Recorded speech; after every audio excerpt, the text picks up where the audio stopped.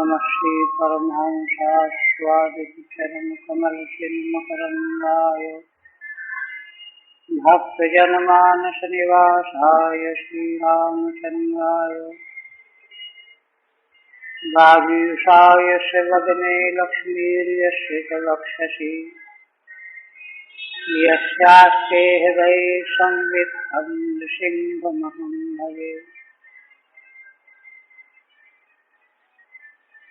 विश्वसर्ग विसर्गादि नवलक्षणलक्षितं श्रीकृष्णाख्यं परं धाम जगद्धाम नमामि तत्।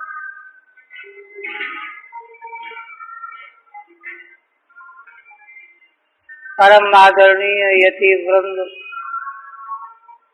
भक्त वृंद एवं श्रोत्र वृंद, श्रीमद्भागवत के नवम स्कंद के अंतर्गत अष्टादश अध्याय का प्रसंग चल रहा है। महाराज ने प्रश्न किया था कि शुक्राचार्य की कन्या देवयानी के साथ ययाति तो क्षत्रिय वर्ण के हैं, यह तो प्रतिलोम विवाह हुआ, तो इसी का समाधान करने के लिए किस प्रकार से यह घटनाक्रम घटित हुआ, उस घटनाक्रम के द्वारा यह ईशकृत है, यह ईश्वर कृत है, भगवत कृत है। यह विधान इस रूप में उसका समाधान किया जा रहा है। तो आगे जब शर्मिष्ठा ने रुष्ट होकर के देवयानी को कुएं में ढकेल दिया, महाराज ययाति शिकार खेलने के लिए आए थे, जल की खोज में कुएं पर गए तो उनको कन्या दिखाई पड़ी। अपने उत्तरी वस्त्र को डाल करके उन्होंने बाहर निकाला।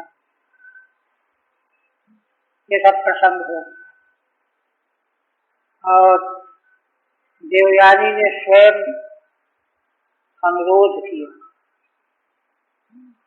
महाराज तैयार नहीं थे, किंतु देवयानी ने बताया कि बृहस्पति के पुत्र कच्छ मेरे पिता के पास संजीवनी विद्या प्राप्त करने आए थे। पढ़ करके जब जाने लगे तो मैंने उनको पति के रूप में वर्ण किया, किंतु उन्होंने गुरुपुत्री होने से, पूज्य होने से मेरी बात स्वीकार नहीं की। तब मैंने श्राप दे दिया कि जाओ, तुम्हारी विद्या फलीभूत नहीं हो। तो उन्होंने भी श्राप दे दिया कि जाओ, कोई ब्राह्मण तुम्हारा पाणी ग्रहण नहीं करे। इस प्रकार से यह घटनाक्रम ईश्वर निर्मित है, वे क्या कर सकता। और इधर ययाति को भी लगा कि मेरा मन देवयानी में आकृष्ट हो रहा है, तो लगता है यह ईश्वर कृत विधान ही है। तो ईश्वर कृत विधान तो सब स्वीकार ही करना होता है, इसलिए उन्होंने एक प्रकार की मौन स्वीकृति दे दी। बाद में जब पिता शुक्राचार्य को बताया देवयानी, तो वृषपर्वा के राज्य को छोड़ करके वे जाने लगे। वृषपर्वा घबरा गए। दैत्यों का देवताओं से जन्मजात विरोध है, ये कहीं नाराज हो करके उल्टा जब करेंगे तो हम दैत्यों का पराजय हो जाएगा। इसलिए उनको मनाने के लिए चरणों में गिर पड़े। शुक्राचार्य ने कहा कि भाई देवयानी को मनाओ, क्योंकि इसके बिना मैं नहीं रह सकता। बहुत स्नेह करते।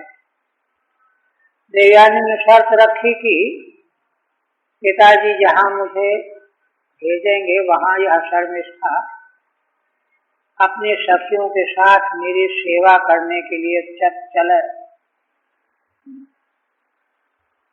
तो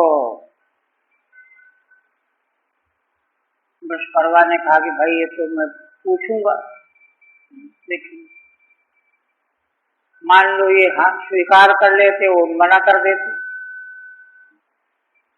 तो आकर के कहा तो शर्मिष्ठा ने एक तो संकट, कुल पर संकट आया हुआ, और दूसरा उसने यह सोचा कि गुरु की पुत्री की सेवा करना तो बड़े सौभाग्य की बात है, ये तो बहुत महत्वपूर्ण कार्य है, इसलिए स्वीकार कर लिया। तो इस तरह शुक्राचार्य जी ने कन्या देवयानी का ययाति के साथ विवाह कर दिया और साथ में सखियों के सहित शर्मिष्ठा को भी सौंप दिया सेवा करने के लिए। 29 तक हुआ था ना।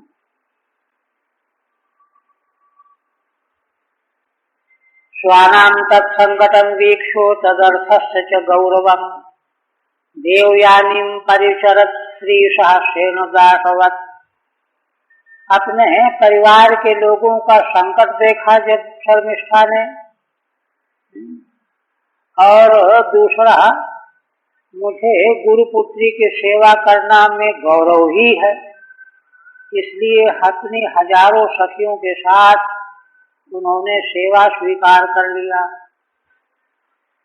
नाहुषाय सुतां दत्त्वा सह शर्मिष्ठयूषणा तमाह राजन् शर्मिष्ठाम् आधास्तल्पेन कदाचित्। शुक्राचार्य जी ने चेतावनी दे दी, ययाति को कन्या सौंप दी और कहा कि देखो ध्यान रखना, शर्मिष्ठा के है ना शयनागार में कभी तुम प्रवेश न करना या उसको अपने शयन में मत बुलाना।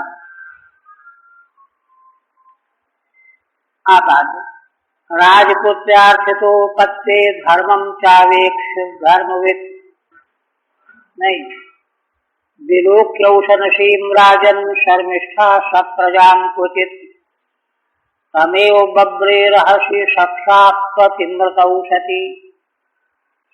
देखिए श्रीमद् भागवत में कथा भाग का विस्तार नहीं है, केवल संकेत मात्र है, बाकी यहाँ भावों का विश्लेषण है।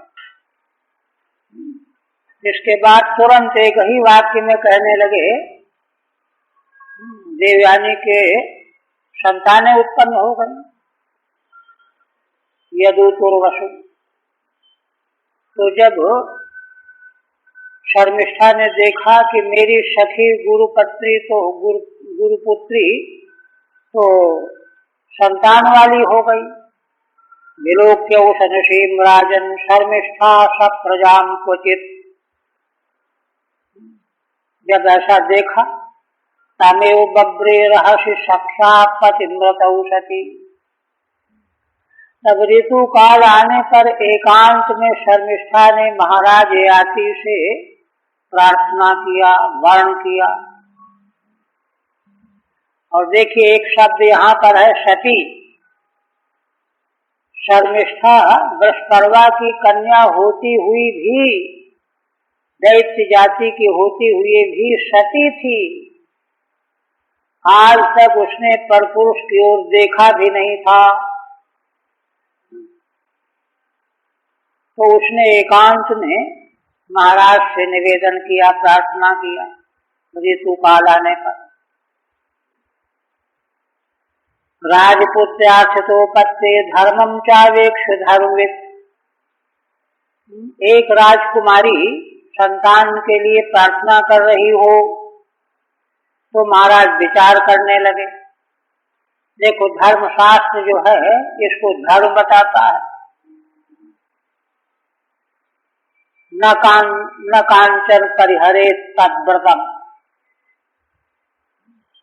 तो धर्म का विचार करके, क्योंकि धर्म के ज्ञाता थे, किंतु उनको उसी समय ध्यान आया कि शुक्राचार्य ने वार्निंग दी है कि कदापि जो है शर्मिष्ठा के पलंग में या स्वयं अपने आसन में इसको मत आने देना। स्मरण शुक्र वजह काले दृष्टिमेवाभ्यपद्यत। तब महाराज ने सोचा कि देखो, शुक्राचार्य का यह वचन है और धर्मशास्त्र की दृष्टि से इसकी प्रार्थना स्वीकार्य है, तो फिर उन्होंने सोचा कि चलो जो कुछ होगा भाग्य में देखा जाएगा। उन्होंने वहां पर उसके साथ उसकी इच्छा मनोवृत्ति को पूर्ण कर दिया। दृष्टिमेवाभ्यपद्यत। ठीक है। अपत्यार्थम ऋतुकाले प्रार्थना तस्याः काम पूर्णम धर्मम अवेक्ष्य।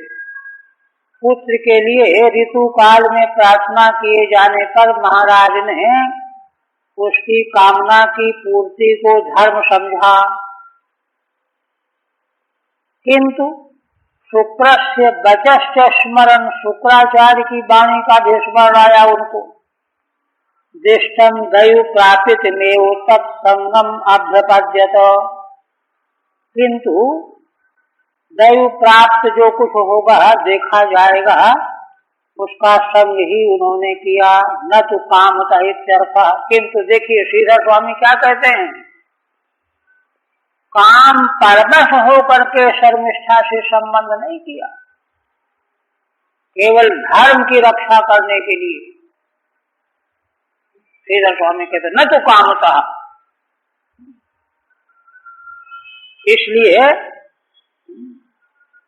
इसीलिए देखिए उन्होंने साथ दिया, दोष भागी हुए भी तो उसका निवारण भी हो गया।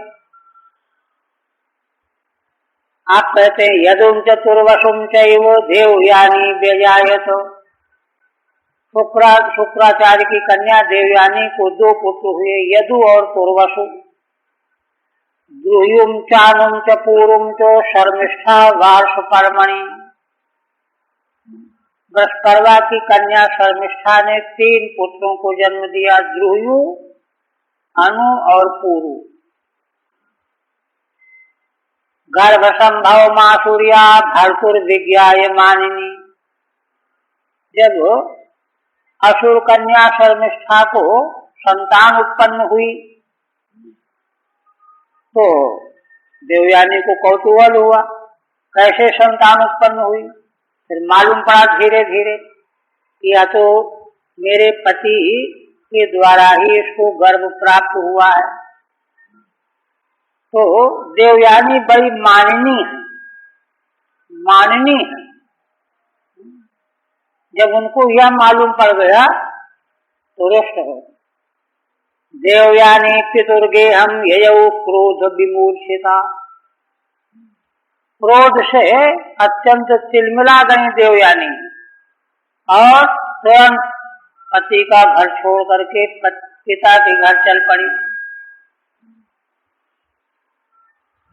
आसुरिया शर्मिष्ठाया भर्तु सकाशात् प्रियामनुगतः कामी वचोभिः उपमन्त्रयन् न प्रसादयितुं शेके पाद संवाहनादिभिः।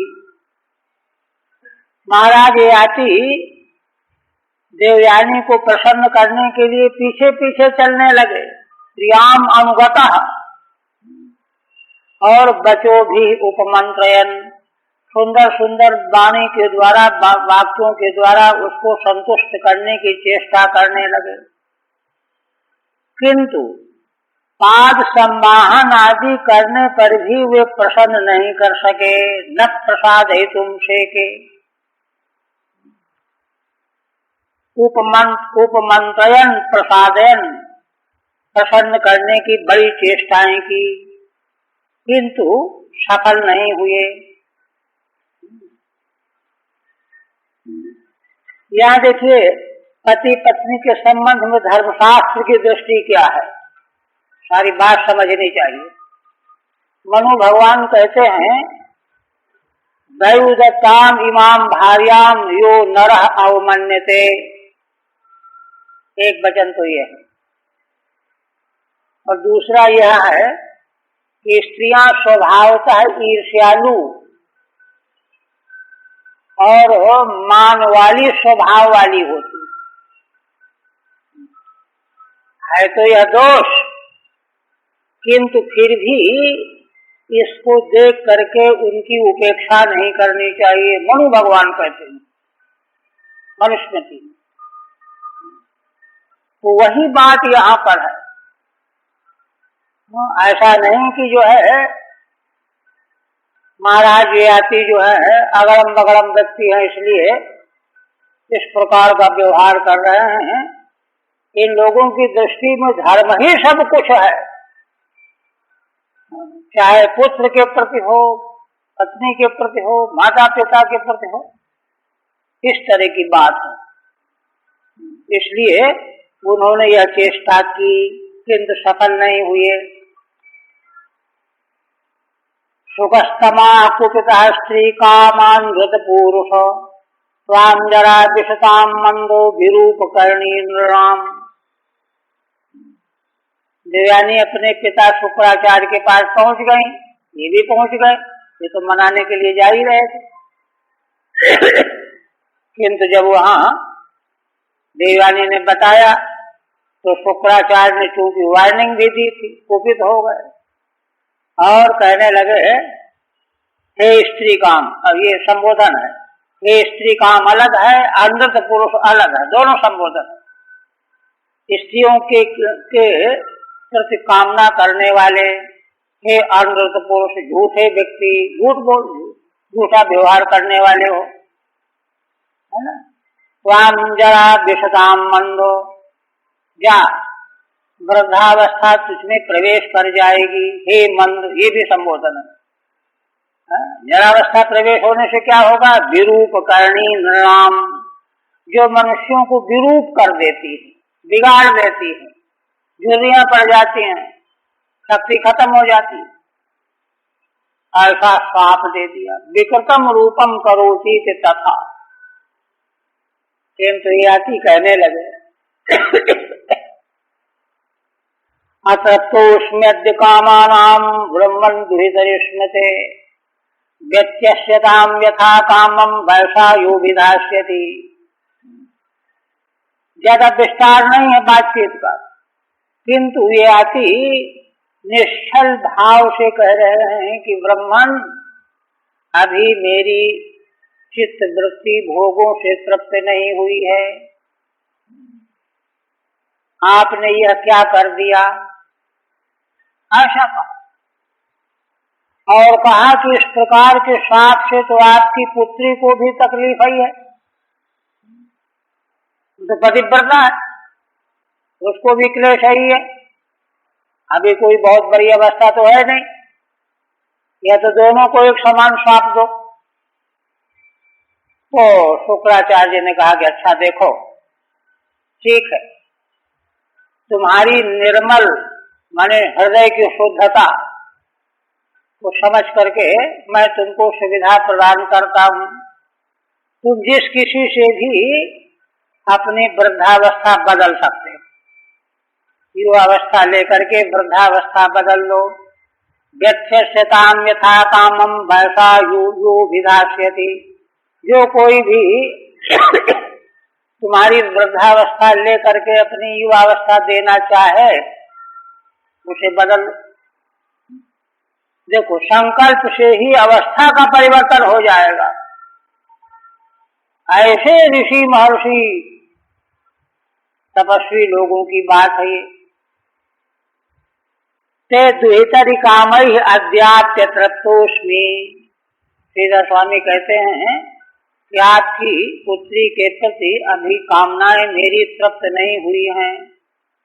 कामानाम भोगैरिति वा, अथवा कामनाओं के भोग से तृप्त नहीं हुई है। शुक्राचार्य कहने लगे तद यो अभिधास्यति अधितो धारयिष्यति तस्य वैसा। अच्छा चलो जाओ, तुम ऐसा कहते हो तो जो कोई तुम्हारी वृद्धावस्था ले करके स्वीकार करके धारण कर ले, उससे तुम अपनी अवस्था दे करके युवावस्था ले सकते हो। यथा कामम व्यत्यस्यताम, जैसी तुम्हारी इच्छा हो इसको बदल लो। यथेच्छम जरा व्यत्ययम यातु, तुमको मैं यह शक्ति देता हूँ कि जिससे तुम बदलना चाहो युवावस्था लेकर के जरावस्था उसको दे दोगे तो तुमको युवावस्था मिल जाएगी। व्यत्ययम नियतामिति वा, अथवा व्यत्यय को प्राप्त कर लो। यद्वा व्यत्यय सेति छेद, अथवा व्यत्यय से माने उलट करके बदल करके। काम जराम व्यत्यय व्यत्यासम यम गमय इत्यर्थः, माने इस जरा को उलट करके व्यत्यास करके तुम बदल दो, दूसरी अवस्था ले लो। इति लब्ध व्यवस्थाना पुत्रम ज्येष्ठम अवोचत। इस तरह से शुक्राचार्य जी के द्वारा जब इनको यह शक्ति प्राप्त हो गई जिससे चाहो बदल सकते हो, तो अपने ज्येष्ठ पुत्र से पहले याति ने कहा यदोतात प्रतीक्षेमाम जराम देहि निजम वयः। हे पुत्र यदु, सबसे बड़े पुत्र यही, तुम जो है मेरी जरावस्था तुम ले लो। निजम वयः माम देहि, जराम प्रतीक्ष निजम वयः माम देहि, मेरी वृद्धावस्था ले लो और अपनी युवावस्था अपनी अवस्था मुझे दे दो। इत लब्धम व्यवस्थानम जराया व्यवस्थितिर येन सह, ये कहा। और कहते हैं, स्पष्ट करते हैं कि ऐसा क्यों कर रहे हैं। माता महकृताम वत्सो न तृप्तो विषयेष्वहम्, वैसा भवदीयेनो रंशे कतिपया समा।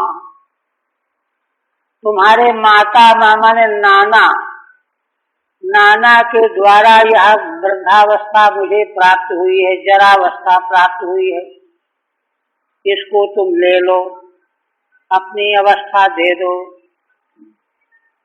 भवदीयेन वैसा कतिपय समाह अहम रंशे, तुम्हारी अवस्था प्राप्त करके कुछ समय तक मैं विषयों का अनुभव करूंगा। यदुर्वाच, तब यदु कहें नोत्सहे जरसास्थातुम अंतरा प्राप्तया तव अविदित्वा सुखम ग्राम्यम वैतृष्ण्यम नैति पूर्वः। देखिए यदु महाराज का जो यह जवाब है, उत्तर है, उसका आशय क्या है। उसका आशय यह है कि महाराज यदु चाहते हैं कि अंत में तो जीवन का फल है भगवान के चरणों में समर्पित हो जाना, किंतु भगवान के चरणों में समर्पित होने के लिए वैराग्य चाहिए, और वैराग्य के लिए भोगों की कटुता का अनुभव चाहिए। नहीं तो क्या होगा, ऊपरी वैराग्य बन के रह जाएगा, भीतर भीतर भोग चलता रहे।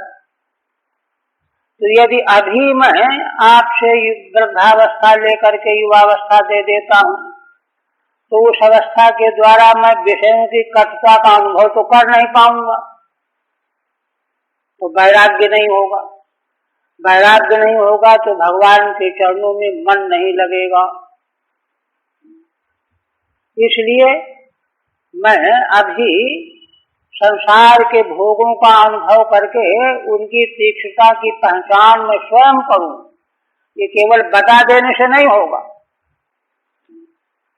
ये स्वयं अनुभव करके देखने से होगा। तो इसलिए मैं ऐसा नहीं कर सकता, है ना। अविदित्वा सुखम ग्राम्यम, ग्रामीण सुखों को जाने बिना मनुष्य जो है तृष्णा रहित हो ही नहीं सकता। जब ग्रामीण विषयों की कटुता का उसको अनुभव होता है, अरे ये तो बड़े कठोर हैं, बड़े तीक्ष्ण हैं, बड़े खतरनाक हैं, तब उससे मन हटता है। विश्वनाथ चक्रवर्ती का कहना यह है कि नहीं, यदु महाराज ने इसलिए मना किया कि अगर मैं अपनी अवस्था दे दूंगा तो उसका उपभोग ये मेरी माँ के साथ करेंगे, देवानी के पुत्र हैं, इसलिए यह मैं नहीं कर सकता। वैसी व्याख्या कर।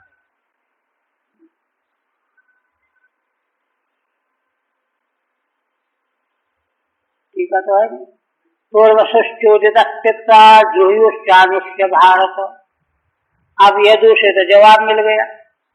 पूर्वसु इनसे छोटे भाई थे तो उनको भी पूछा, पिता याति ने, उन्होंने मना कर दिया। जुहियों से पूछा जो शर्मिष्ठा के पुत्र थे, अनु से पूछा, उन्होंने मना कर दिया। प्रत्याचक्षु अधर्मज्ञा हि नित्य नित्य बुद्धया। देखिए भगवान सुखदेव जी अपने शब्दावली का प्रयोग कर रहे हैं। इन चारों ने जो मना किया ये धर्म के रहस्य को नहीं जानने वाले हैं। देखिए इस वक्तव्य से वह व्याख्या यदु के बारे में जो है ठीक नहीं लग रही है। तो कह रहे हैं कि अधर्मज्ञ, क्यों? अनित्य नित्य बुद्धया, संसार के सारे पदार्थ जो अनित्य हैं उनके प्रति नित्य बुद्धि बनाए हुए हैं। ये तो न धर्मज्ञा, टीका में कहते हैं ये धर्मज्ञ नहीं है। अनित्य च यौवने नित्य बुद्धया, यौवन के प्रति जो है ये रागी बने हुए हैं, नित्य बुद्धि बनाए हुए हैं। यौवन का क्या हो तो एक दिन खत्म हो जाएगा। अब इसके बाद सबसे छोटे पुत्र पूरु रह गए। अप्रच्छत्तनयम पूरुम वैशोनम गुणाधिकम। पूरु अवस्था में सबसे छोटे थे लेकिन गुणों में सबसे बड़े थे। न त्वमग्रजवत वत्सो माम प्रत्याख्यातुमर्हसि। तो उनसे जब पूछने लगे तो पहले ही कह दिया कि देखो अपने दूसरे बड़े चारों भाइयों की तरह तुम भी जो है टका जैसा जवाब मत दे देना, प्रत्याख्यान न कर देना कि मना कर दो, नहीं हम नहीं देंगे, ये पहले ही कह दी। तो पूरु जो है लज्जित हुए। पूरु क्या कहते हैं? त्वाम जराम किम गृहीष्यसि इत्यपरच्छत्। तुम जराम किम गृहीष्यसि, ये पूछा कि तुम हमारी वृद्धावस्था ले सकते हो, अपनी युवावस्था दे सकते हो। प्रत्याख्यानम मा प्रथाः, खंडन न कर देना कि मना कर दो। इत्याह न त्वमिति। तब कहते हैं पूरुर्वाच, पूरु ने उत्तर दिया, कौन लोके मनुष्येन्द्रो पितुरात्मकृता पुमान। देखिए कितना बड़ा धर्म का प्रसंग। हे राजन, इस संसार में है ना पिता के उपकार का बदला कौन मनुष्य जो है चुका सकता है? पितुरात्मकृता पुमान प्रतिकर्तुम क्षमो यस्यो प्रसादात् विन्दते परम। इस संसार में कोई भी मनुष्य पिता के द्वारा किए गए उपकार का से उर्ण कभी नहीं हो सकता। क्यों? क्योंकि जिन पिता के द्वारा शरीर प्राप्त होता है वह शरीर ही परमात्मा को प्राप्त कराने का माध्यम बन जाता है। इसलिए पिता के प्रति किए गए कर कृत्य का उपकार नहीं किया, पूरा नहीं किया जा सकता। आत्मकृता स्वदेह कर्तु प्रत्युपकारम कर्तुम को नुक्षमः। शरीर को ही जो देने वाले पिता हैं, उनके किए गए उपकार का बदला कौन पूरा करने में सक्षम हो सकता है। इसलिए आप ये क्यों संदेह करते हैं कि मना मत कर देना। मैं तो ये समझता हूँ उत्तमश्चिंतितम कुर्यात् प्रोक्तकारी तो मध्यमा, 4 कोटियां बनाई। उत्तम पुत्र वह है कि पिता के मन में कोई बात आवे तो उसको पहले ही कर दे, कहना न पड़े उसको। प्रोक्तकारी तो मध्यमा, और पिता के कहने पर करे तो मध्यम हो गए। उसको इतनी योग्यता रखनी चाहिए कि पिता को कोई बात कहनी न पड़े, पहले से जान जाए। और चलो नहीं जान पाया तो कहने से करे तो मध्यम हो गया। अधमो अश्रद्धया कुर्यात्। अधम कौन है? किया तो लेकिन श्रद्धा नहीं है करने में, मजबूरी में किसी तरह से निपटाया। और चौथा तो पिता के कहने पर भी नहीं किया। आकर्तो चरितम पितुः। ऐसा जो पुत्र है वह तो पिता का मलमूत्र ही कहा जाए, जो सीधे मना कर देता है, कुछ नहीं करता है। ये है तथा पितु यच्चिंतितम कुर्यात् स उत्तमः। पिता के चिंतन में जो बात आवे उसको करने वाला उत्तम पुत्र है। यस्तु प्रोक्तकारी स मध्यमः। कहने पर करने वाला मध्यम है। यस्तु अश्रद्धया कुर्यात् सो अधमः। अश्रद्धा पूर्वक करता है, चलो करना पड़ रहा है, नहीं तो लोग निंदा करेंगे इसलिए कर रहा है, तो अधमा। कई लोग ऐसे होते हैं, माता पिता की दवाई इसलिए करा रहे हैं कि लोग टोकेंगे, अरे तुम ऐसा नहीं कर रहे, अधम हो गए। संसार तो बड़ा विचित्र है ना। कई बार एक बार अखबार में आया कि किसी पिता ने जो है एसएसपी से जो है रिपोर्ट की कि पुत्र और पुत्र बहू से मुझे बचाओ। ये देखिए कलयुग। तो धर्म इसीलिए जो है इतना मजबूत बनाया गया है, उसे जरा सा भी टस से मस नहीं होना चाहिए। सब धर्म माना। जैसे देखिए धर्मशास्त्र में स्वाभाविक क्रियाओं को भी रोका गया है। जैसे कई बार स्वभाव होता है कि व्यक्ति बैठे बैठे कोई तिनके तोड़ता रहता है, पत्ती तोड़ता रहता है, फिर खुजलाता रहता है, नाखून से, पैर के नाखून से जमीन कुरेदता रहता है। इन पर रोक लगाई गई धर्मशास्त्र। इन स्वाभाविक क्रियाएं जो व्यर्थ की हैं, अनर्थक हैं, इनमें रोक इसलिए लगाई है धर्मशास्त्र में कि अगर यहीं से रोक नहीं लगाई जाएगी तो उसकी क्रिया का व्यवहार विस्तार बढ़ता चला जाएगा। जैसे देखिए जंक्शन स्टेशन से रेल की जो पटरियां होती हैं, वो पहले एक पास होती हैं, दोनों क्या चारों बहुत पटरियां होती हैं, लाइनें एक स्टेशन पर। किंतु जब वो आगे बढ़ती हैं तो उसमें इतना अंतर होता जाता है कि एक उत्तर को चली गई, एक दक्षिण को चली गई।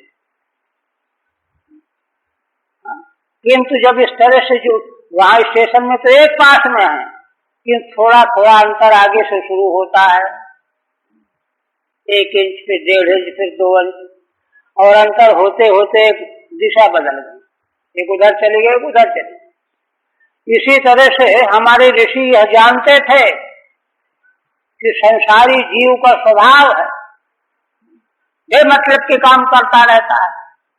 यदि उसमें रोक नहीं लगाई जाएगी, स्वच्छंद बना दिया जाएगा, तो इसी प्रकार की व्यर्थ की क्रियाएं रेल की पटरी की तरह से उसके जीवन को एकदम अलग ले जाए।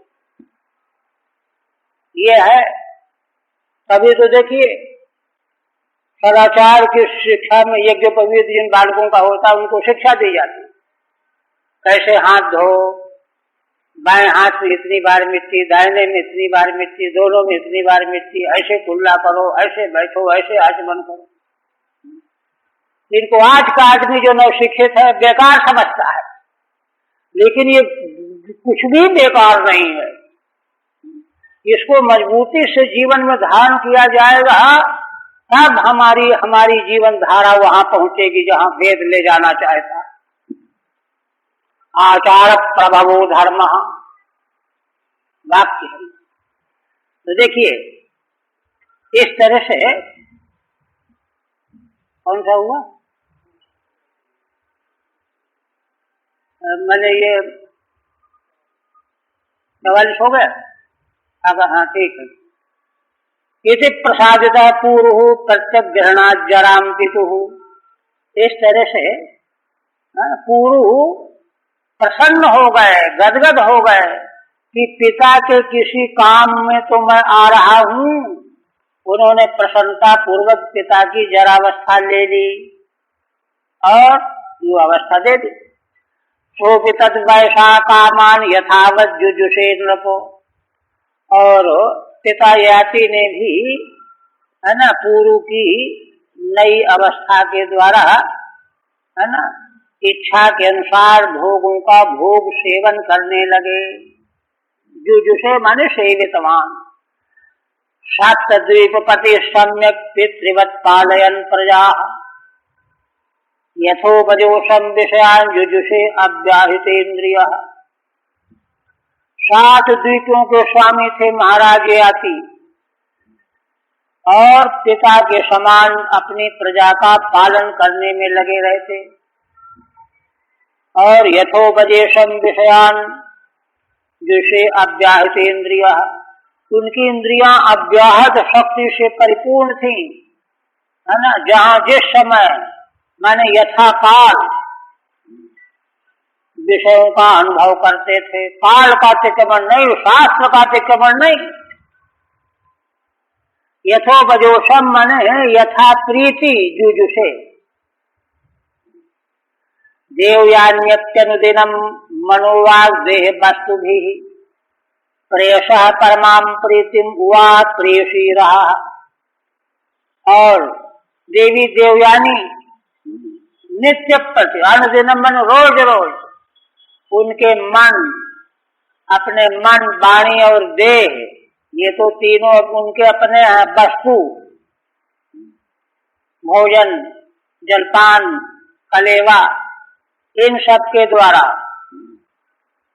प्रेषः परमां प्रीतिम, प्रेषी प्रियतमा के रूप में एकांत में उनको परम प्रीति प्रदान किया करती थी। अच्छा ठीक है। नहीं आयजद यज्ञ पुरुषम कृतभिर भूरि दक्षिणैः सर्वदेवमयम देवम सर्ववेदमयम हरिम। अब देखिए महाराज याति की धर्मनिष्ठा का परिणाम फल बता रहे हैं कि उन्होंने भूरि दक्षिणा वाले यज्ञों के द्वारा यज्ञ पुरुष भगवान की आराधना की, अर्चा की। ये नहीं कि केवल विषय विषय रह गए, धर्म और भगवान की पूजा आराधना में कोई कमी नहीं आई, है ना। किन भगवान यज्ञ पुरुष का यजन किया है? सर्वदेवमयम देवम, जो भगवान सर्वदेवमय है और सर्ववेदमयम, सर्ववेदमय है, सर्वदेवमय। सारा वेद भी भगवान का स्वरूप है, सारे देवता भी भगवान का स्वरूप है। उन भगवान की आराधना यज्ञों के द्वारा किया करते थे। उनकी दृष्टि बता रहे हैं। यस्मिन्निदं विरचितं व्योम्नि जलदावलिः नानेव भाति मा भाति स्वप्न माया मनोरथा। भगवान सुखदेव जी कहते हैं कि देखो राजन, महाराज याति की क्या दृष्टि थी? जिन परमेश्वर भगवान परमात्मा में इदम विरचितम जगत, यह जो उन्हीं के द्वारा बना हुआ संसार है, जगत है, रचा हुआ है, उन्हीं के द्वारा बना हुआ है और वे ही बने हुए हैं, वे ही बनाने वाले, वही बनने वाले, आधार भी और आधे भी वही। कहते हैं देखो, व्योमनीय जलगावली, जैसे आकाश में बादलों की टुकड़ी, नाना रूपों में अनेक प्रकार के बादल दिखाई देते हैं आकाश में, नाना इव भाति, नाना रूपों में भासते हैं। इसी प्रकार से जिन सर्वाधिष्ठान भगवान में प्रकट हुआ संसार भासमान हो रहा है, और कभी ना भाति, नाना इव भाति और ना भाति च, बादल कभी आकाश में रहते हैं, कभी खत्म हो जाते हैं। उसी तरह से यह संसार स्वप्न माया मनोरथ की तरह से कभी जीवों को भासता है, कभी नहीं भासता। अब जागृत और स्वप्न में भासता है, सुषुप्ति में कहाँ भासता है? ऐसा है। नानेव भात यावद इंद्रिय प्रवृत्ति ही, इंद्रियों का जब तक व्यापार चलता है तो भाषित होता है। तदुपर में ना भाति, जब सुषुप्ति आ गई तो कुछ नहीं मालूम पड़ता। स्वप्न मायाभ्याम सहितो मनोरथ इवेत्यर्थ, स्वप्न और माया के समान के सहित मनोरथ जिस प्रकार से स्वप्न में जो दिखता है वह भी मनोरथ है, और माया से जो दिखाया जाता है वह भी मनोरथ है। और कहते तमेव हृदय विन्यस्यो वासुदेवम गुहाशयम नारायण मणियांशम निराशी अयजत प्रभु, उन्हीं भगवान को, जिन भगवान में यह संसार कभी भासता है कभी नहीं भासता, उन भगवान को अपने हृदय में विराजमान करके याति ने,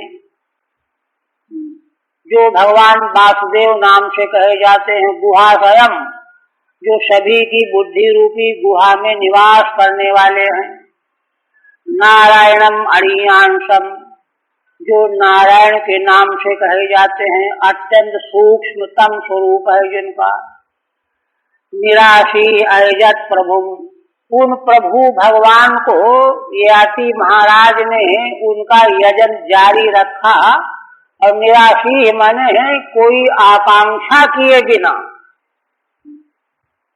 किसी कामना को लेकर के नहीं, निष्काम भगवान की आराधना की।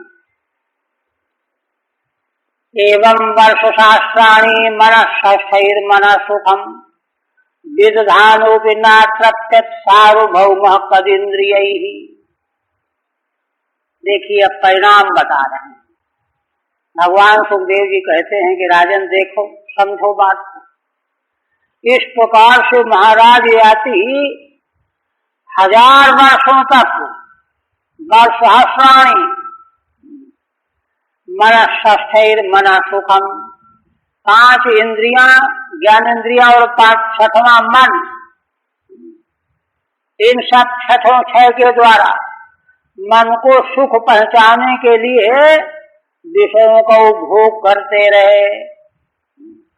विदधानोपि नात्रत्यत्, किंतु लगातार 1000 वर्षों तक तृप्ति के लिए विषयों का अनुभव करते रहे, किंतु तृप्ति नहीं हुई, ना तृप्यत, तृप्त नहीं हुई। सार्वभौम कदिन्द्रियैः, महाराज सार्वभौम शासक थे। कहते हैं कि इंद्रियां असल में कदिन्द्रियैः, कुत्सित इंद्रियां हैं, विषयों की ओर दौड़ने वाली निरंतर कुत्सित इंद्रियां हैं। इन्हीं कुत्सित इंद्रियों के द्वारा वे 1000 वर्षों तक विषयों का अनुभव करते रहे, किंतु उनको तृप्ति महसूस नहीं हुई, तृप्ति नहीं हुई। मन सुखम काम भोगम, मन सुख माने मन को सुख पहुंचाने के लिए काम भोग के प्रति सुख की दृष्टि बनी हुई है। तदिंद्रिय कुत्सित ही परामुख इंद्रिय ही, है ना। तदिंद्रिया इसलिए कह रहे हैं कि इंद्रिया परामुख हैं, अंतर्मुख हो तो विराग आवे। परामुख है, बाहर बाहर के विषयों को ही देखना चाहती हैं। हरि ओम तत्सत्। श्रीमद्भागवते महापुराणे नवम स्कंधे अष्टादशोऽध्याय। ओम भगवदर्पणमस्तु। देखिए, जीवन जो है कैसे प्रारंभ हुआ, कहाँ कहाँ कितना विस्तार हुआ, फैला, और अंत में कहाँ पहुंचा, यह देखना चाहिए। किसी के जीवन दर्शन को आज से लेकर के अंत तक देखना चाहिए। तो अब महाराज ययाति का जीवन जो है अंत में कैसा हुआ, उसको आगे बताने जा रहे हैं। श्रीधर स्वामी कहते, ऊन विंशे ययाति स्वं चेष्टितम नन वजोपमम देवयानीम समाश्वाभ्यो विरक्तो मुक्तिमाप्तवान। 19वें अध्याय में महाराज ययाति अपने इस जीवन के व्रत को, आचरण को, चेष्टाओं, आजा माने बकरा बकरी से उपमा दिया। अपने को बकरा और पत्नी को बकरी, ये उपमा दी। इस प्रकार से, और यह बात देवयानी के सामने व्यक्त की, और के सामने नहीं। आगे अंत में कहा गया है, देवयानी ने स्वयं अनुभव किया है कि महाराज ने हंसते हंसते यह सारी बात जो मुझे सुनाई है, तो इसलिए सुनाई है कि भाई पति पत्नी का प्रेम विरह को सहन नहीं कर पाता। अब उनको तो बैराग लेकर के जाना है, तो कहीं मेरे चले जाने के बाद ये व्याकुल न हो जाए, बेचैन हो जाए। इसलिए उनके भावी विरह दुख का अनुभव करके महाराज देवयानी को बैराग्य की ओर झुकाना चाहते हैं। इसलिए बकरा बकरी का दृष्टांत दे करके अपने जीवन के गाथा को सुनाया, हंसते हंसते सुनाया।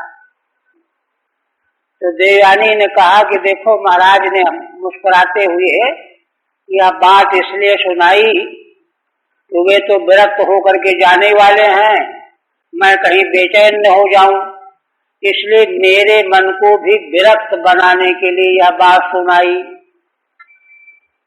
ये है जीवन।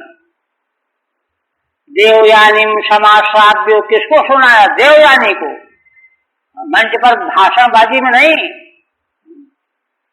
समाश्राव्य विरक्तो मुक्तिमाप्तवान, और विरक्त होकर के उन्होंने मुक्ति को प्राप्त कर, मुक्ति के लिए प्रयत्न में लग गए, नहीं, मुक्ति प्राप्त कर लिया। ये जीवन का अंत है। श्री शुकवाचो, अच्छा एक और, भुक्त भोगामजाम हास्यन आजगत वृत्तमात्मनः विदम्बयन प्रियामाह निर्वेदयितुमात्मान। देखिए, श्रीधर स्वामी की तो व्याख्या कहना क्या है, वही भाव यहाँ रख दिया। कहते हैं भुक्त भोगाम अजाम हास्यन,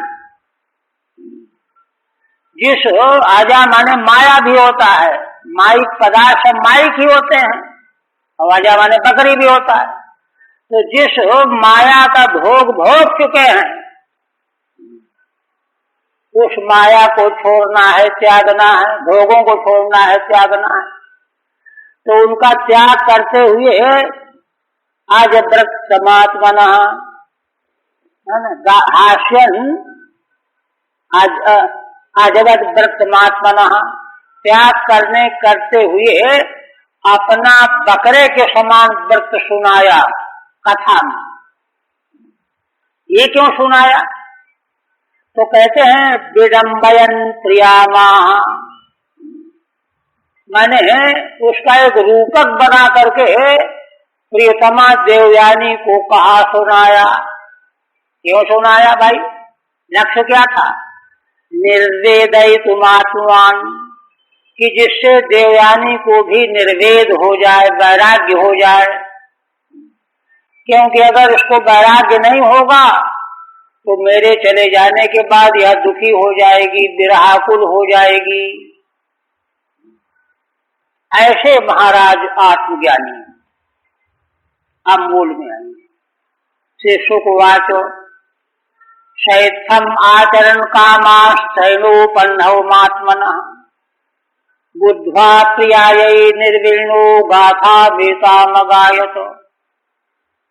भगवान सुखदेव जी कहते हैं, राजन, ये महाराज याति इस प्रकार से आचरण करते हुए विषय भोगों का सेवन कर रहे थे और स्त्री में आसक्त थे। स्त्रैण माने स्त्री भावापन्न थे।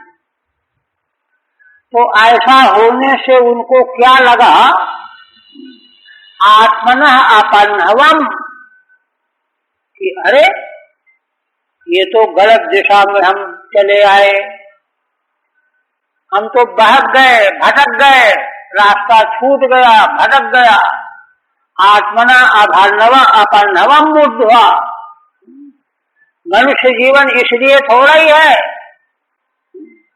यह तनुकर फल विषय न भाई, स्वर्ग स्वल्प अंत दुखदाई। तो निर्विण्ण माने वैराग्यवान होकर के प्रियाय निर्विण्णो गाथा वेताम गायतो, वैराग्य युक्त होकर के प्रिया देवयानी को सुनाते हुए गाथा सुनाने लगे, गाने लगे।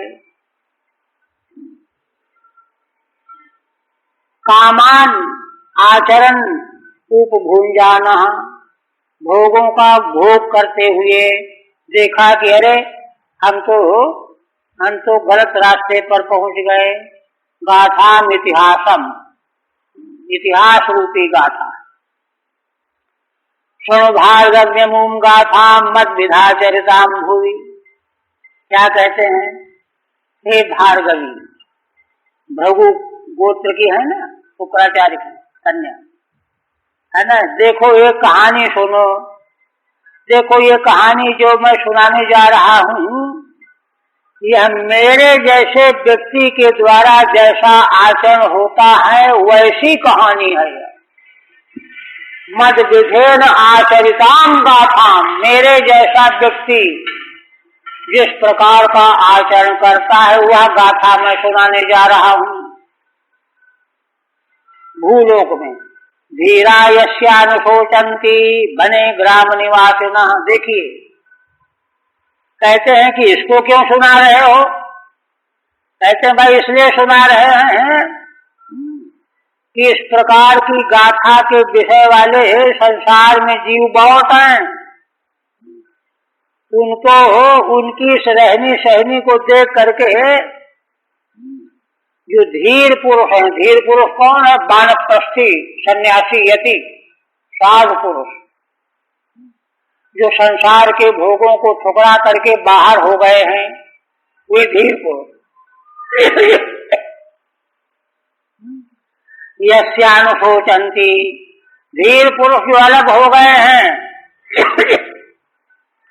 वे किसी संसारी को जब इस तरह से भोगों में डूबा हुआ देख लेते हैं तो उनको बड़ा दुख होता है। देखो इस बेचारे का कल्याण कब होगा, ये तो बेहोश जी रहा है, बेहोशी में जीवन व्यतीत कर रहा है, भोगा सख्त हो करके, है ना। धीर पुरुष उसको उसके इस जीवन को देख करके शोकाकुल होते हैं, क्योंकि सर्वात भाव रहता है उनमें। सबके भीतर अपनी आत्मा देखते हैं तो उनको दुख होता है। वो स्वयं तो वन में रहते हैं और ये जो भोगी हैं बने ग्राम निवासिना, गांव में निवास करने वाले होते हैं। ग्राम का मतलब है भोगों के बीच में, भोगों का जहां मेला हो। मद विधेन मत सदसेन आचरिताम अनुष्ठिताम, मेरे जैसे व्यक्ति के द्वारा जिस प्रकार का आचरण किया गया है। मद विधस्याचरितम यस्यामिति वा, अथवा जिस गाथा में मेरे जैसे आचरण का उल्लेख किया गया है उसको सुनो। यश ग्राम निवासिनः कामिनः मद विधस्याचरितम बने स्थिता धीरा सोचंती, जिस गांव में निवास करने वाला माने कामी, उसकी हिम्मत थोड़ा कि जंगल चला जाए, वो तो भोगी है। मद विधस्याचरितम, ऐसे कामी मेरे जैसे व्यक्ति के आचरण की गाथा है यहाँ। इस गाथा को, इसको देख करके बने स्थिता धीरा, वन में रहने वाले वानप्रस्थी यति धीर पुरुष सोचंती, शोक किया करते हैं। इन बेचारों का भगवान कब उद्धार करेंगे, कब इनके मन में बात आएगी, है ना। तस्य गाथाम सुनो, उस गाथा को सुनो। वास्तव को बने कश्चित विचिन्वन प्रियमात्मना, गदर्शकूपे पतिताम स्वकर्म बसुगामजाम। कहने लगे कि देखो एक बकरा, बस्त माने बकरा, वन में घूम रहा था। क्यों घूम रहा था? आत्मनः प्रियम विचिन्वन, मुझको कोई अच्छी चीज मिल जाए इसलिए घूम रहा था। गदर्शकूपे पतिताम स्वकर्म बसुगामजाम, तब तक उसने कुएं में एक अजा बकरी को पड़े हुए देखा। तो कुएं में कैसे पहुंची? तो स्वकर्म बसुगाम, अपने कर्म के बस हो करके वह कुएं में चली गई। ऐसी अजा को देखा।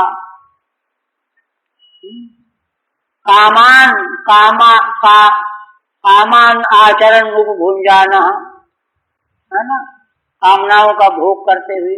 नहीं, तीसरा है ना, आत्मान मन लक्ष्या, अपने को लक्षित करके कहने लगे।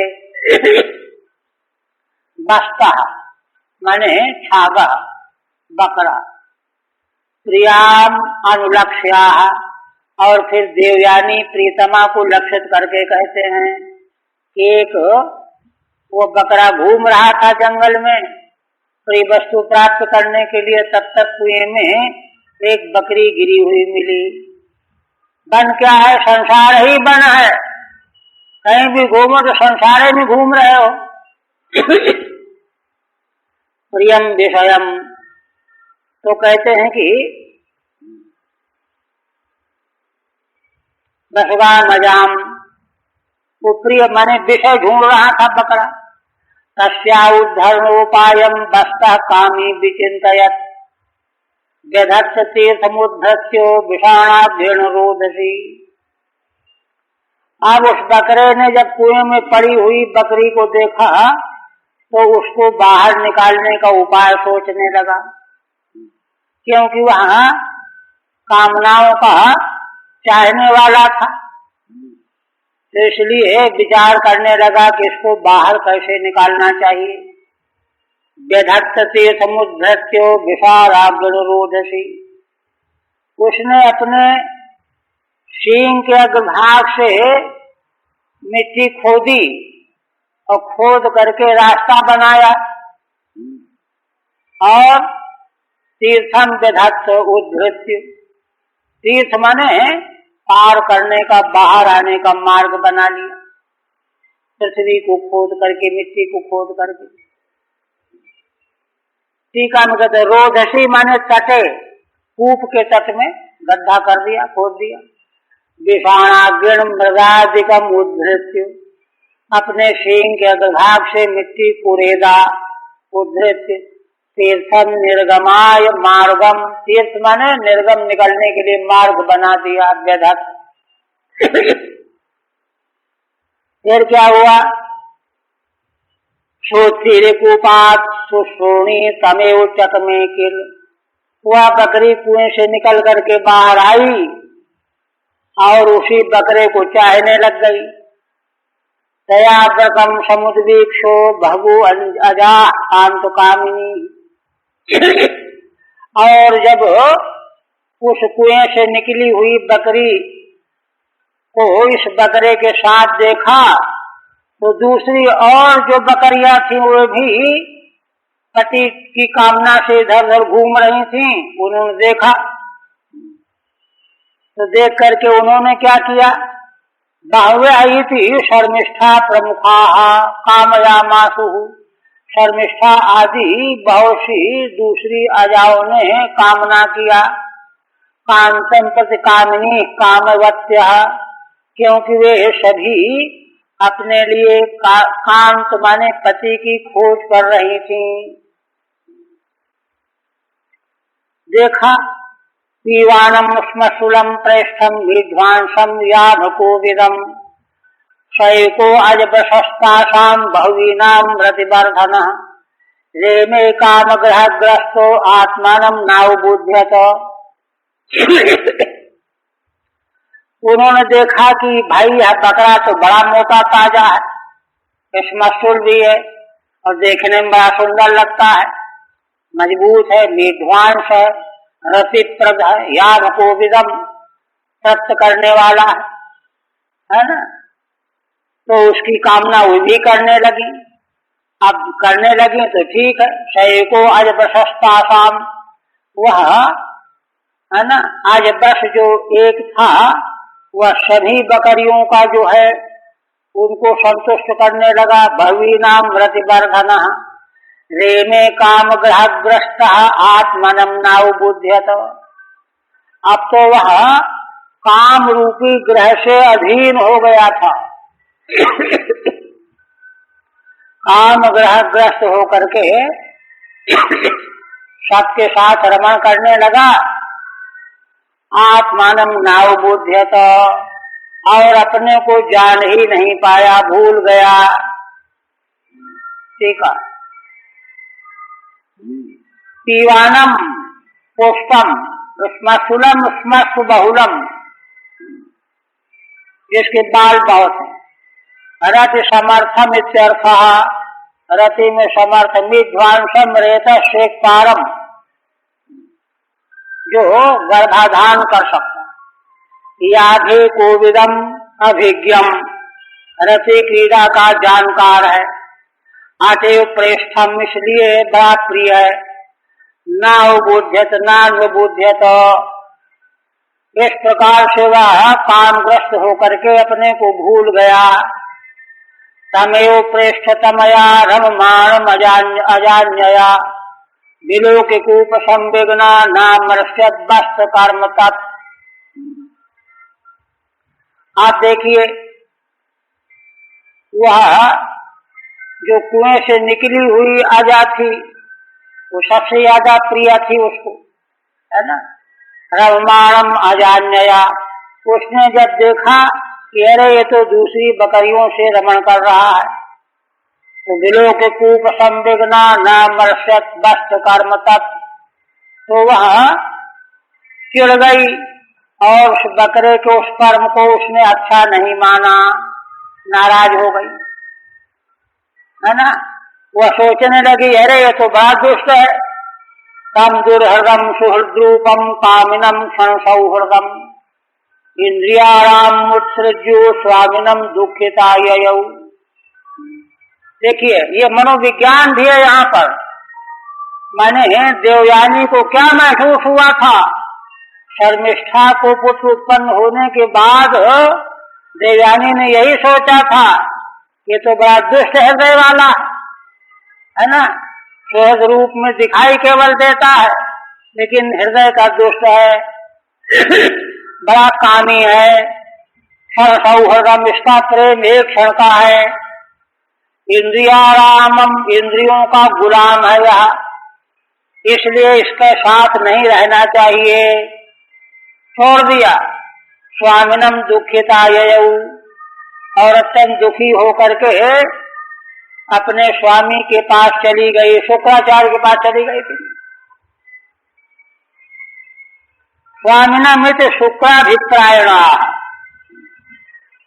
क्योंकि वास्तव में पति स्वामी तो ये ही है, किंतु वे पालन करने वाले हैं शुक्राचार्य।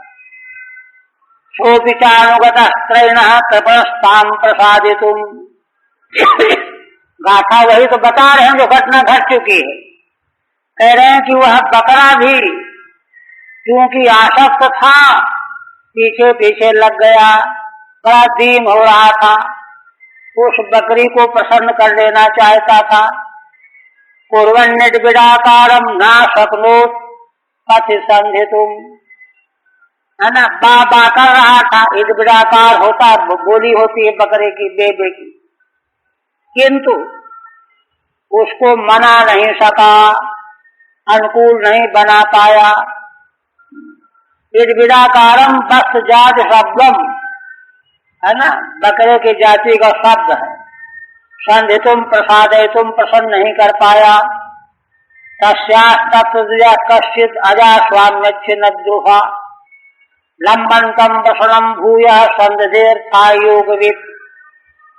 उस अजा के स्वामी कोई द्विज थे, ब्राह्मण थे, शुक्राचार्य थे। संकेत से बता रहे हैं कि उन्होंने कश्चित् अजा स्वाम्यच्छिन्न द्रुहा, तो इस बकरे के वृषण को काट दिया। किंतु फिर जब उसने गिड़गिड़ा करके प्रार्थना की तो फिर से जोड़ दिया। तो कहते हैं कि अच्छा, हाँ, क्यों? अरे भाई, यह सब बहुत तरह का क्रिया योग वे जानते थे, जानकार थे, इसलिए काट देना और जोड़ देना उनके बाएं हाथ का खेल था, ऐसा कर दिया।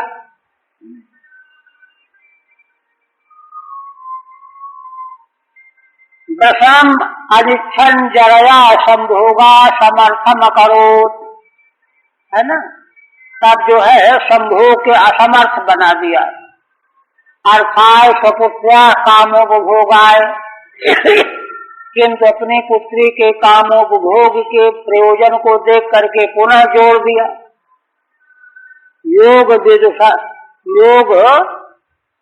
योग विदुपायज्ञ, योगविद थे, उपाय जानते थे।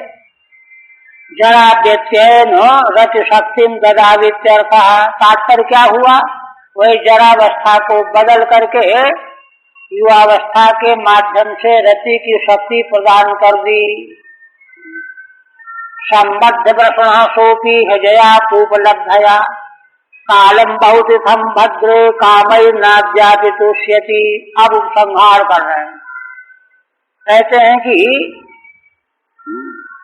वह बकरा जो है फिर कूप से निकली हुई बकरी के साथ आकर के बहुत समय तक भोग भोगता रहा, किंतु हे भद्रे, उसके साथ भोग वासना की कामनाओं से आज तक वह संतुष्ट नहीं हुआ।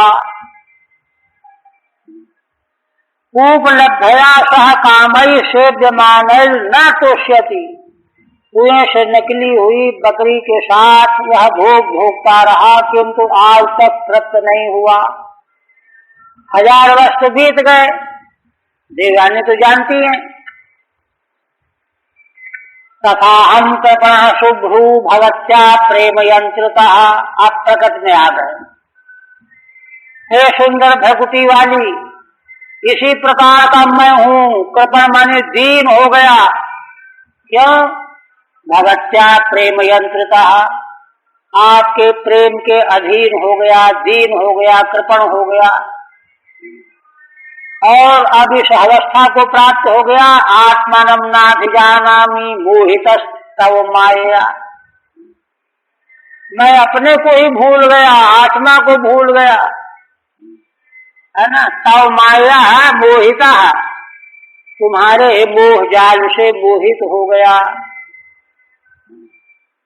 मोहन शक्ति, माया का टिप्पणी में किया है मोहन शक्ति। फिर कहते हैं, सार बता रहे हैं, यत् पृथिव्याम व्रीहि एवं हिरण्यम तथव स्त्रिय। इस सारी पृथ्वी में व्रीहि यव जितना अन्न है, हिरण्य माने सोना है, पशु है, स्त्रियां हैं, ना दुह्यंति मन प्रीतिम, ये उस मनुष्य के मन को कभी तृप्त नहीं कर सकते। किस मनुष्य के? पुंसः काम हतस्यते, जो कामनाओं का मारा हुआ है, काम हत है, कामनाओं ने जिसको दबोच लिया है, ऐसे मनुष्य को सारे संसार का अन्न, सोना, पशु, स्त्रियां कभी भी तृप्त नहीं कर सकती। ये सार उनको अनुभव हुआ जीवन का। ननु तदि पुण्यपि बहवो विषया सेव्यन्ताम्। अगर मान लो देवयानी की ओर से कहा जाए कि ठीक है, अगर तृप्ति नहीं हुई है तो और भोग लो, ततो मनसि प्रीते सति कामोपशांत्या, तो मन प्रसन्न हो जाएगा, काम शांत हो जाएगा। मोहो निवर्तेतेति, मोह निवृत्त हो जाएगा। ये तत्वा इस पर कहते हैं नहीं, 2 श्लोकों से सारे संसार के पदार्थ किसी एक मनुष्य को प्राप्त हो जाएं जो काम हत है, तो तृप्त नहीं कर सकते, न दुह्यंती न पूरयंती। कहते हैं कि सिद्धांत है यह, न जातु कामः कामानाम उपभोगे साम्यति, हविषा कृष्णवर्तमेव भूय एवाभिवर्धते। जातु निपात, कभी भी काम जो है कामनाओं का उपभोग करने से कभी शांत नहीं हो सकता। दृष्टांत है इसमें क्या? हविषा कृष्णवर्त में, कृष्णवर्त में अग्नि, अग्नि जैसे आहुति डालते जाओ स्वाहा करते जाओ, तो अग्नि कभी शांत नहीं होगी, बल्कि भूय एवाभिवर्धते, उल्टे वह अग्नि और बढ़ती चली जाती है। हविषा घृतेन कृष्णवर्तमा अग्निरीव, है ना, घृत रूपी हविष्य के द्वारा जैसे अग्नि वृद्धि को प्राप्त होती है, शांत नहीं होती है, ऐसे ही कामनाओं की हालत है ना। यदा न कुरुते भावम सर्वभूते स्वमंगलम समदृष्टे तदा पुरुषा सर्वा सुखमया दिशा। आप कहते हैं कि अच्छा, तो तुमने क्या निष्कर्ष निकाला, सार क्या निकाला? तो बता रहे हैं, यदा न कुरुते भावम सर्वभूतेषु अमंगलम, संसार के समस्त प्राणी मात्र में जब किसी प्रकार का अमांगलिक भाव न किया जाए। देखिए, राग द्वेष सब अमांगलिक हैं, राग करोगे तो फंसोगे, द्वेष करोगे तो फंसोगे,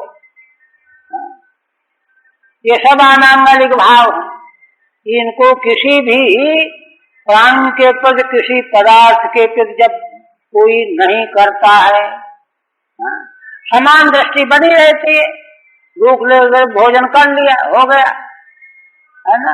समदृष्टि तदा पुरुषा सर्वा सुखमया दिशा, जब मनुष्य जो है समान दृष्टि बना लेता है, तो ऐसे मनुष्य के लिए सारी दिशाएं सुखमयी हो जाती हैं। ठीक है, तद कदा केनोपायन वा मनसा संपूर्णा प्रीति स्यात्, तब फिर कब और क्या उपाय करने से मन की संपूर्ण प्रीति होगी? क्योंकि एक पक्ष तो हो गया कि कामनाओं से कभी मन प्रसन्न हो नहीं सकता, कैसे होगा, तो कब होगा, कैसे होगा, प्रश्न रह गया ना। इस पर कहते हैं कामोपशमः स्यादित्यतः। 6 श्लोकों में इसका उत्तर, यदेति षड्भिः अमंगलम भावम राग द्वेषादि वैषम्यम। अमंगल की व्याख्या इतनी, राग द्वेष आदि जो विषमता है, किसी प्रकार का भाव विशेष अगर हम बनाएंगे तो व्यावृत्ति हो जाएगी, व्यावर्त्य हो जाएगा। वही अमांगलिक भाव है। क्यों? यहाँ तो अद्वैत तत्व ऐसा सजाति विजाति स्वगताद भेदत्व शून्य मात्र तत्व है। यहाँ हम अपनी बेवकूफी से चुनाव करने लगते हैं, नाना तो देखने लगते हैं, इसलिए उलझन में पड़ जाते हैं। यही रहने दीजिए, फिर जो है